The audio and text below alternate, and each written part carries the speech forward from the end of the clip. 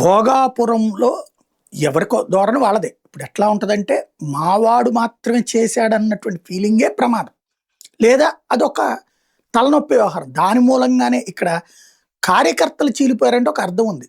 పేపర్లు కూడా అట్టా చీలిపోయినాయి. రాసే విచిత్రమైనటువంటి ధోరణి ఎట్లా ఉంటదంటే, 'ఆంధ్రజ్యోతి' ఒకటి రాసింది చూడండి. ఇది నవ్వుకోవాల్సింది ఏంటంటే, నాడు భోగాపుర పర్వంలో వైసీపీ సైంధవ పాత్ర. ఏంటది? 15,000 ఎకరాల భూసేకరణ వ్యతిరేకించాడు జగన్. చివరికి మరి తక్కువకే ఇచ్చాడే, 2,000 ఎకరాలు ఇచ్చినట్టున్నాడు వాళ్ళకి. మరి దానికి ఒప్పుకున్నది కదా యాజమాన్యం. మరి 15,000 రైతులు దాని గురించి వ్యతిరేకిస్తే అది సైంధవ పాత్ర. లేకపోతే నేడు అంతా నేనే చేశా అంటూ మాయమాటలు. ఆ భూ సమీకరణను పూర్తి చేసి అనుమతులన్నీ తెచ్చింది జగన్. కన్స్ట్రక్షన్ బిగిన్ అయ్యి వీళ్ళే రాస్తున్నారు.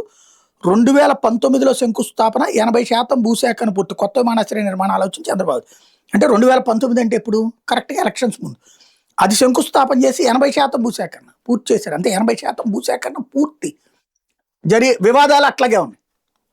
ఆ వివాదాలన్నీ కోర్టులు అట్లాగే ఉన్నాయి. లేకపోతే అడ్డుకుంటామని ప్రకటనలు, గేలి వ్యాఖ్యలు. అధికారంలోకి వచ్చాక 4 ఏళ్ళు కాలయాపన, మరో ఏడాదిలో ఎన్నికలు అనగా మళ్ళీ శంకుస్థాపన. ఇక్కడ చూడండి, 2019లో శంకుస్థాపన అంటే 6 నెలలు కూడా కాకముందు శంకుస్థాపన చేయడమేమో రైట్ అట. అదే అధికారంలోకి వచ్చాక 4 ఏళ్ళు కాలయాపన చేసి మరో ఏడాదిలో ఎన్నికలు అనగా మళ్ళీ శంకుస్థాపన అంటే ఏడాది టైం ఉంది. అలాగే 26% పనులు పూర్తయినాయి. పనులు కూడా 26% పూర్తయినాయి నీళ్ళేరాజు. మరి అప్పుడు జగన్కి కూడా క్రెడిట్ ఇవ్వచ్చు కదా.